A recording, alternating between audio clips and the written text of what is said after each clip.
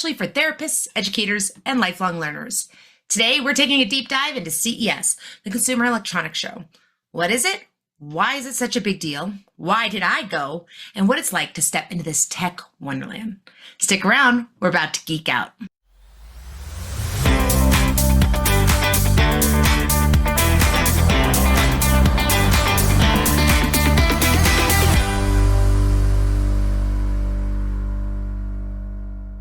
So, what's it like to attend CES?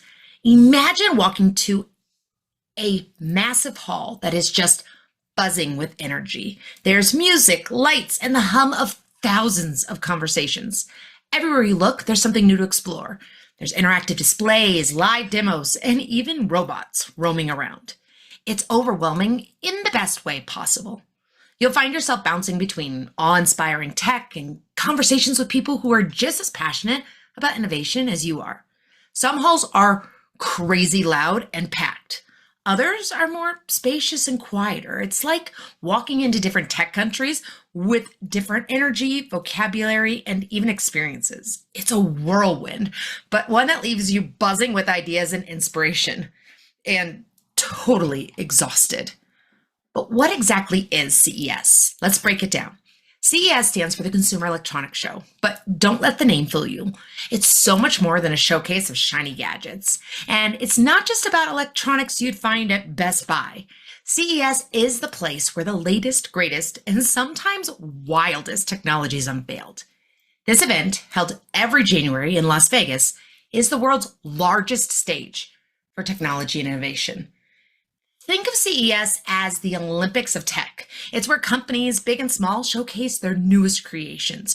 We're talking AI-powered everything, self-driving cars, robots that can pick up laundry. Yes, really.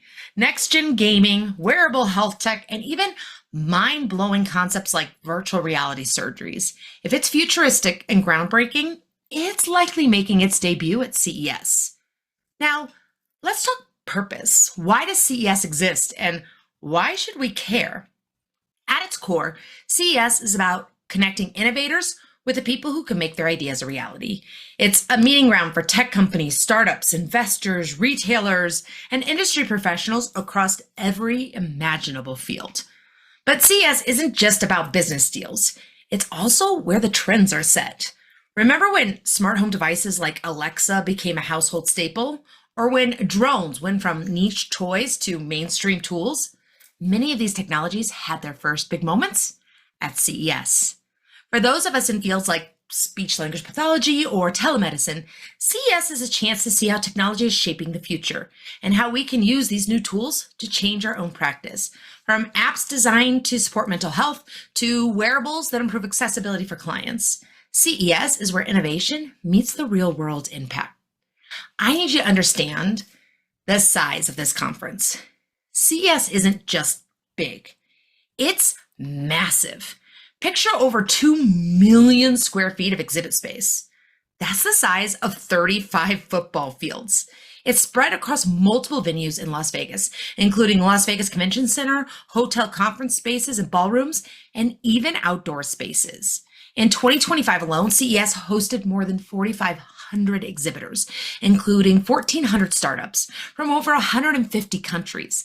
These exhibitors range from tech giants like Samsung, Sony, and LG, to tiny startups showcasing their first product. And the attendees, over 141,000 people showed up in January. That's almost like packing the entire city of Kansas City, Kansas, or Sunnyvale, California, into a single event. Everywhere you turn, there's something new to see, or someone new to meet. So, what exactly happens at CES? Let's start with the heart of CES, the exhibit. Picture this. You step into a massive hall, and it's like walking into the future. Everywhere you look, there's cutting-edge technology begging for your attention. On one side, you find AI-powered toothbrushes that don't just clean your teeth, but analyze your brushing habits and give you real-time feedback. A little over the top? Maybe, but it's also a glimpse into how AI is sneaking into everyday life in the most unexpected ways. Then you turn a corner and bam, a concept car that looks like it rolled off the set of a sci-fi blockbuster. These aren't just cars, they're experiences. Think self-driving vehicles with fully interactive dashboards, customizable ambient lighting, and even AI co-pilots that learn your preferences. Some of these cars are so advanced that you half expect them to transform into robots and start talking to you. But it's not just the big ticket items.